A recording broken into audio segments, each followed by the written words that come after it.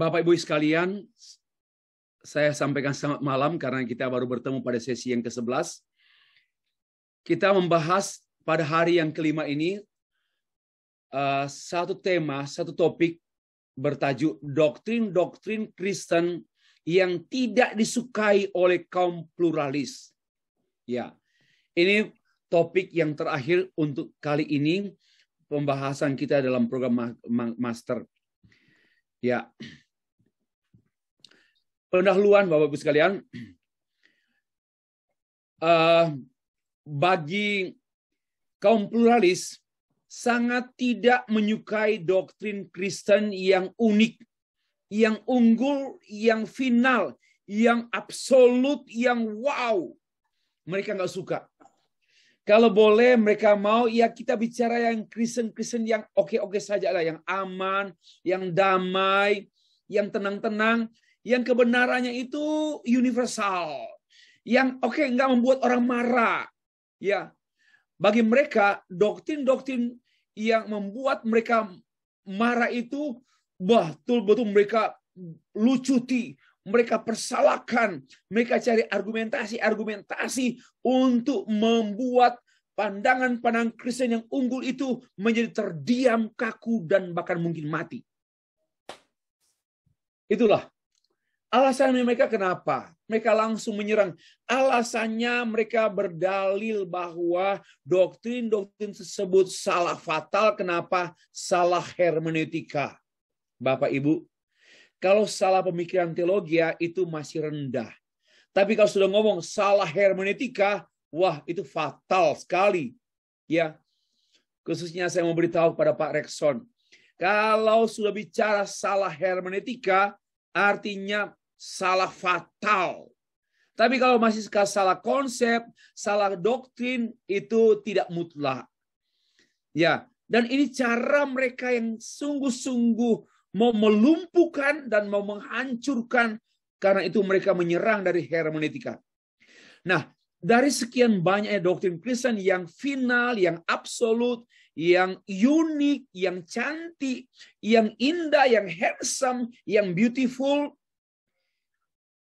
ada dua doktrin yang mereka paling benci. Nggak tahu ya.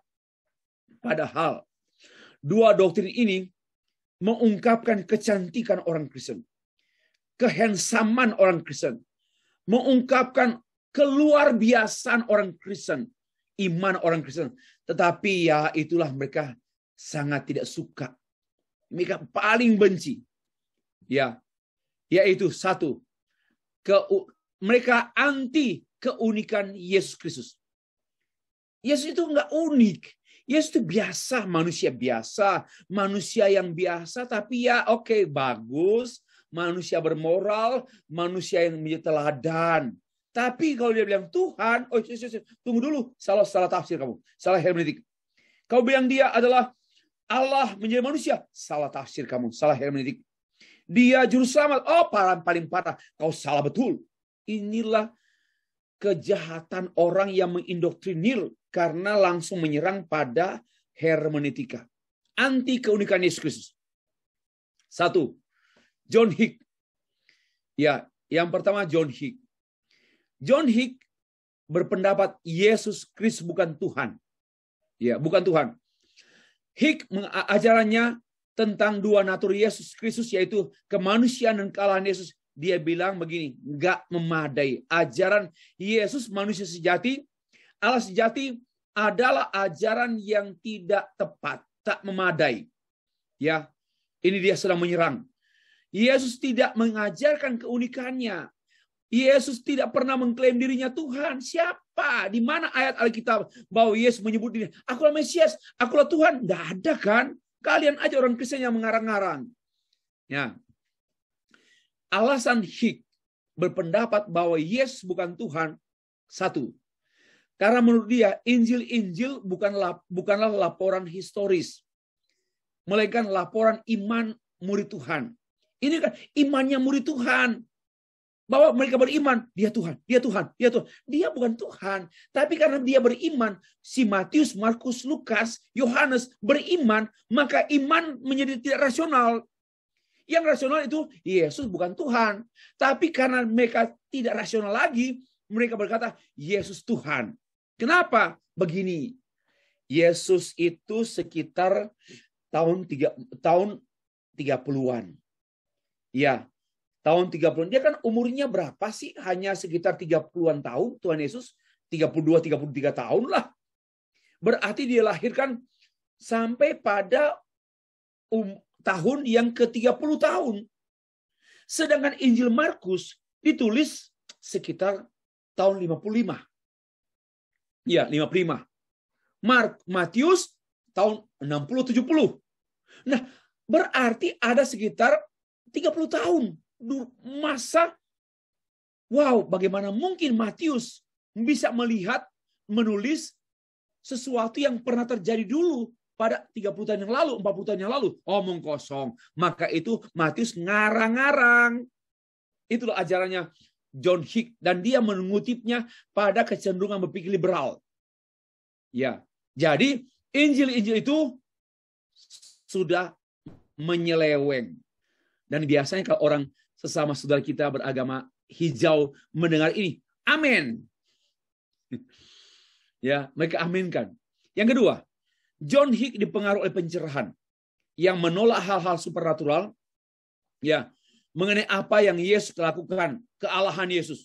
Enggak, Yesus enggak pernah menyembuhkan orang, Yesus enggak pernah membangkitkan orang mati, Yesus enggak pernah memberikan 5.000 makan 5.000 orang, enggak pernah Yesus berjalan di atas air. Itu salah, itu salah murid-muridnya. Kenapa? Karena memang Hick dipengaruhi oleh cara pikir abad pencerahan yang menolak hal-hal supernatural. Semuanya dilogikakan. Itulah. Berikut. Natur ilahi Yesus Kristus apakah dapat terwadahi dalam kemanusiaan Yesus yang terbatas? Ya tidak mungkinlah. Maka Yesus itu hanya manusia biasa. Kalau roh Allah ada pada dia, roh Yesus, roh Mesias, tidak cukup. Karena Yesus itu terbatas. Nah, inilah pandangan John Hick yang memang berseberangan dengan Alkitab. Maka itu saya mengatakan pluralis ini adalah antikristus. Karena mereka mengatakan Yesus bukan Allah. Padahal dalam video saya, dalam pengajaran saya setelah ini kan yang ke-11. Yang ke-12, ya, Bapak Ibu, Bapak-bapak akan tahu, sebagaimana juga Bapak-Ibu sudah tahu dalam Alkitab, Yesus itu adalah Allah. Nanti saya jelaskan mungkin pada tahap berikutnya. Jadi sekaligus satu jawaban, sekaligus menjawab 3, 4, 5 tokoh yang bengkok seperti John Hick. Lanjut dulu. Ada seorang namanya T.H. Sumartana. Ya, dia orang Kristen yang berada di tengah-tengah masyarakat India. Dia berpendapat bahwa Yesus diganti oleh Allah Bapa. Yesus itu gagal, Yesus itu tidak laku lagi, Yesus itu diganti oleh Allah Bapa. Ya, kaum pluralis berusaha merekonstruksi teologi Kristen yang telah baku selama berabad-abad. Ya, Sumartana khususnya, dia berpendapat begini. Kristologi Kristen itu partikularistik. Sedangkan sebenarnya bagaimana merumuskan teologi itu dalam konteks kemajemukan agama, maka perlu direkonstruksi menjadi universal. Yang universal itu Bapa. Sedangkan Kristus itu partikularistik. Kekhususan, khusus, spesial, partikular. Nah, maka yang benar adalah universal. Sumartana mengkonstruksi Kristus agama-agama, bukan Kristus Alkitab, tapi Kristus konteks Buddha, Hindu, konteks Hindu. Nah, maka menurut dia mengacaukan antara doktrin mengenai doktrin Trinitas dengan menekankan hanya Allah Bapa, menolak rumusan Nisia bahwa Yesus sehakikat dengan Bapa. No, Sumartana tidak menyetujui itu. Melainkan anak lebih rendah dari Bapa. Maka itu orang Kristen jangan tertuju pada anak. Tertuju pada yang lebih tinggi. Siapa? Bapa. Ini ajaran subordinasi daripada TH Sumartana. Saya lewat dulu ya. Yang berikut adalah Yohanes Rahmat. Yang anti keunikan Yesus Kristus. Dia berkata, Yesus bukanlah Allah. Hasil penelitiannya, Rahmat menulis satu tesis dan tulisan ini dimuat dalam buku berjudul Kristologi Anak Manusia dalam Injil Yohanes dan Monoteisme Yahudi. Bagi dia, Yesus hanyalah manusia biasa, anak manusia, bukan Allah. Ia hanya menerima kuasa dari Bapa. Hanya utusan Bapa, karena itu dia bukan Allah, tapi dia menerima kuasa Allah. Yesus menolak disebut Mesias bagi dirinya, karena memang dia bukan Allah. Dia hanya menerima kuasa Allah. Sama dengan nabi-nabi menerima kuasa Allah. Ini Yohanes Rahmat. Tanggapan saya, istilah anak manusia yang dijelaskan oleh Yohanes Rahmat sebenarnya tidaklah mengungkapkan mengenai kemanusiaan Yesus. Melainkan anak manusia. Tuhan Yesus berkata berkali-kali dalam kitab Markus, anak manusia, anak manusia, anak manusia. Yesus memang tidak pernah menyebut dirinya Tuhan, Tuhan, aku Mesias. Tuhan tidak pernah menyebut dirinya Tuhan. Menyebutnya dirinya Raja, menyebut dirinya Mesias, menyebut dirinya anak Allah. Tidak. Tapi yang berkali-kali Yesus mengatakan anak manusia. Tetapi sebenarnya istilah anak manusia ini bukan mengungkapkan kemanusiaan Yesus, melainkan justru mengungkapkan kealahan Yesus. Kenapa?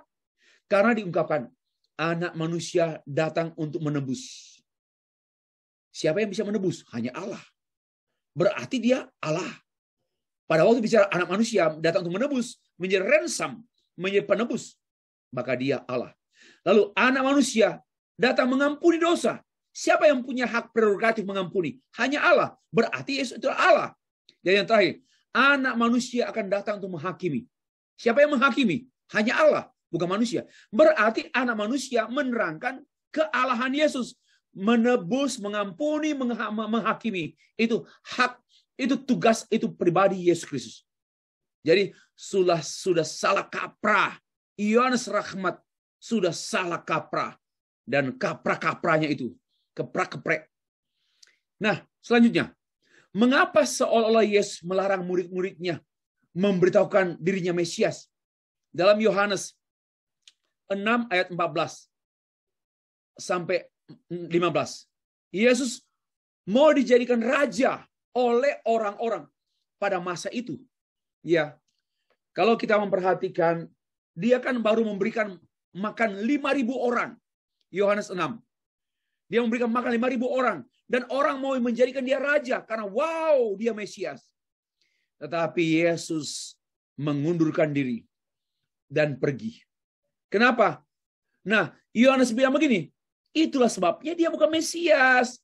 Dia mau dianggap sebagai Mesias, dia tidak mau. Karena memang dia tahu diri bahwa dia bukan Mesias. Sorry, Yohanes Rahmat. Yang benar adalah, karena konsep orang Yahudi waktu itu tentang Mesias, konsep politis.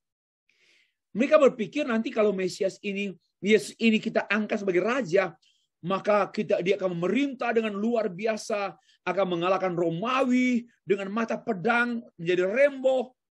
Karena itu Tuhan Yesus tidak melayani pikiran salah orang Yahudi yang menganggap Mesias itu politis, pembebas politis.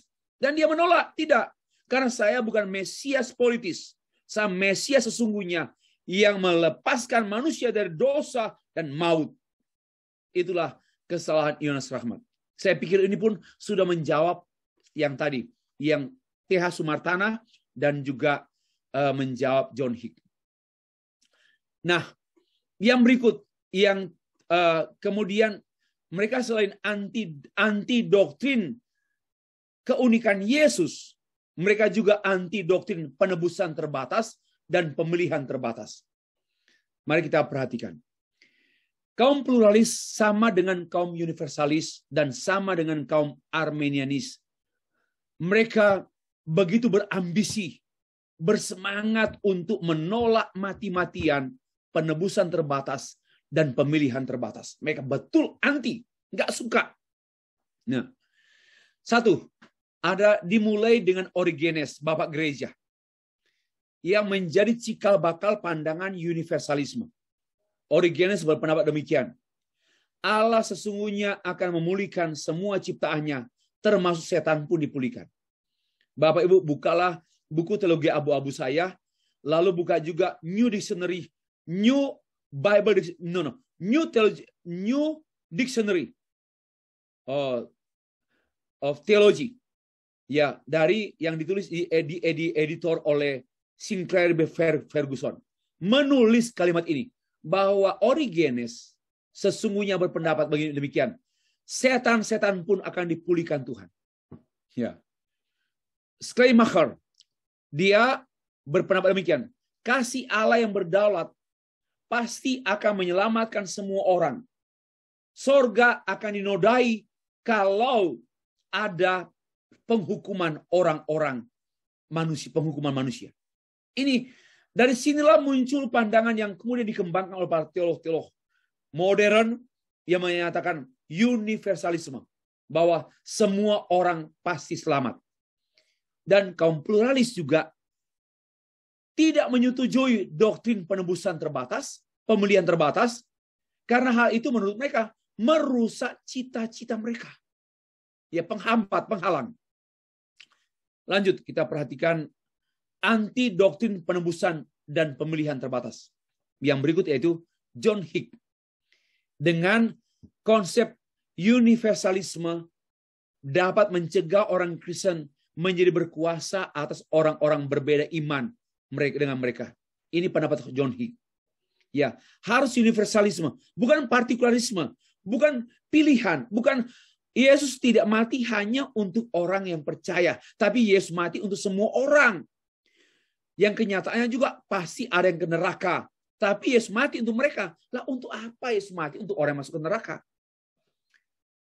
Nah, ada namanya pendeta Emmanuel Gerrit-Singgi, dosen Duta Wacana University. Dia menulis demikian dan ada referensinya.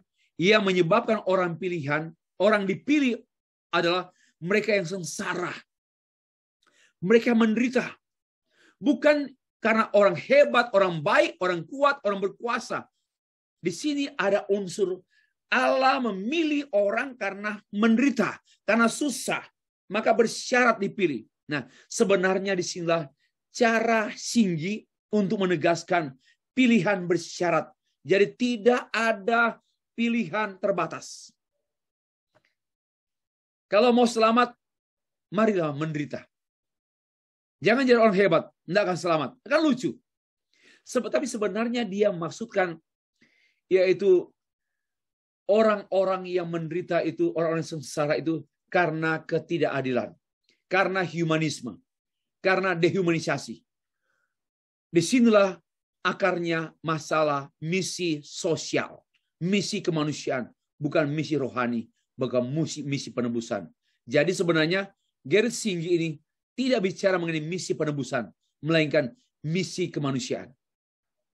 Dan dia memang tidak suka, padahal kematian Yesus Kristus bukan untuk misi kemanusiaan. Yang misi dari kesengsaraan, dari kelaparan, dari penyakit, misi kemanusiaan. Bukan. Tetapi misi penebusan manusia berdosa dari kematian kekal kepada kehidupan kekal. Baru berdampak pada misi kemanusiaan. Demikian Bapak Ibu. Selanjutnya. Dia menegaskan demi ide umat pilihan Allah menghalangi proses oikumenisme agama-agama. Baru ketahuan kan? Dia menolak penebusan terbatas dan pemilihan terbatas ternyata punya maksud. Karena penebusan terbatas dan pemilihan terbatas itu menghalangi gerakan oikumene bertemu dengan agama-agama lain. Ya, padahal minta maaf.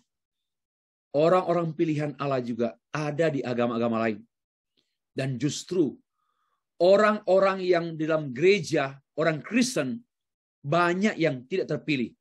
Kenapa? Pemabuk, pesinah, kawin 3 kali kayak anjing. Bagaimana mereka selamat? Lalu sampai mati sambil mabuk, Kristen. Mabuk di halaman gereja lagi. Ya, berarti tidak semua orang Kristen itu orang pilihan.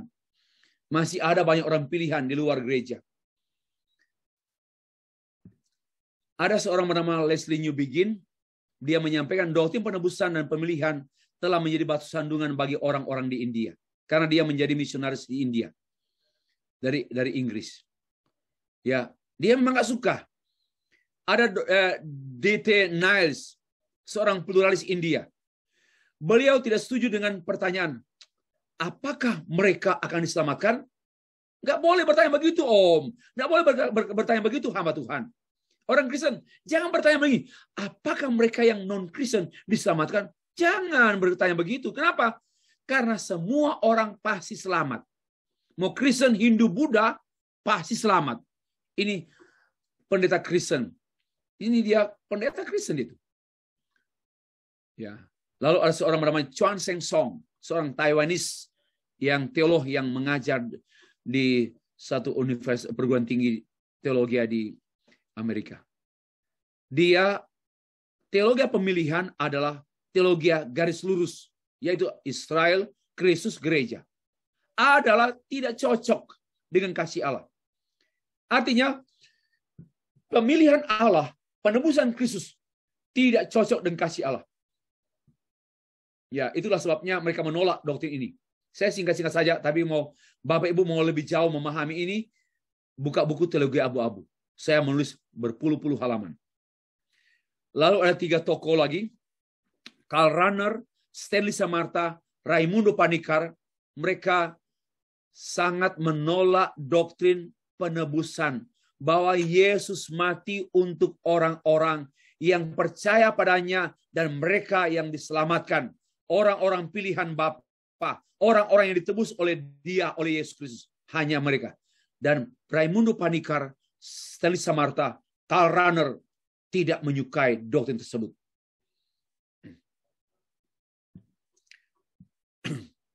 Ada lagi yang saya sebut tadi malam, Clark Pinnock.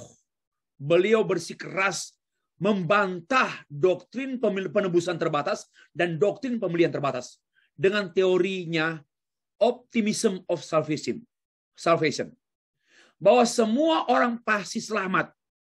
Baik mereka bayi-bayi maupun mereka yang belum diinjili, mereka yang tidak pernah mendengar Injil, bahkan orang-orang non-Kristen, nggak percaya Yesus, tapi hidup mereka saleh. Ya, seperti Cornelius, orang saleh, nggak suka bersinah, nggak suka membunuh, biarpun mereka beragama A, B, C, bukan Kristen. Mereka adalah pagan saint, adalah orang-orang kudus. Ya, pagan saint, orang-orang kudus yang tidak percaya Tuhan Yesus. Kafir yang kudus. Kafir yang kudus. Dan mereka semua selamat. Walaupun tidak makan biskuit selamat. Nah, ada juga pandangan lebih jauh lagi. Ultra universalisme. Sekalipun orang tidak percaya pada Yesus, mereka tetap diselamatkan. Karena pada akhirnya, anugerah Allah tidak terbatas. Nah, Bapak Ibu, pandangan seperti ini bukan tidak ada di Indonesia. Saya temukan di Indonesia banyak tulisan-tulisan pandangan, dan saya mencermati khotbah-khotbah di televisi, ada orang yang berani juga berkata mirip-mirip berkikisan bersinggungan dengan ini. Ya, sangat menyedihkan. Sebagai pernyataan penutup, saya sampaikan Bapak Ibu sekalian, dari semua uraian di atas, maka universalisme, Arminianisme, pluralisme merupakan 3 paham yang sama-sama tidak menyukai doktrin penebusan dan pemilihan terbatas. Padahal itu adalah satu inti Alkitab. Allah memilih Abraham, memilih Ishak, Yakub, memilih para nabi-nabi, memilih Yesus Kristus, memilih para murid-murid, memilih para rasul, memilih Pak Didik, memilih Pak Rekson, memilih Sevri. Itu ajaran Alkitab. Tetapi mereka menolaknya. Demikian pula ajaran tentang penebusan terbatas. Yesus mati untuk banyak orang yang memang telah ditetapkan oleh Bapa untuk menerima Dia, Yesus Kristus. Bukan semua orang. Ya, Yesus Kristus mati untuk dunia. Dunia mana? Dunia orang-orang pilihan Bapa.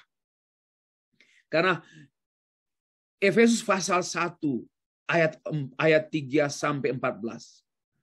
Allah Bapa memilih di dalam Kristus orang-orang yang diselamatkan. Allah Anak menebus yang dipilih oleh Bapa. Dan Allah Roh Kudus memetraikan yang dipilih oleh Bapa dan yang ditebus oleh Anak. Ini sudah jelas sekali. Dalam Alkitab juga Tuhan Yesus mengajarkan tentang kambing dan domba, lalang dan gandum. Maka itu ajaran jelas, ada pemilihan terbatas, ada penebusan terbatas. Ada neraka, ada sorga. Kalau Yesus mati untuk semua orang, lalu sebagian masuk neraka, untuk apa kematian Yesus? Untuk mereka masuk neraka. Kalau bilang semua manusia masuk sorga, ya, kalau begitu tidak ada neraka. Kenyataannya Alkitab bisa soal neraka. Mana yang kita percaya? Alkitab atau mereka?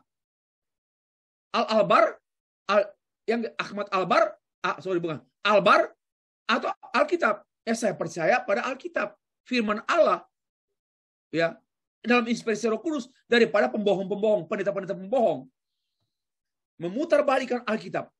Nah, kita akan membahas berikut ini pemilihan dan penebusan terbatas.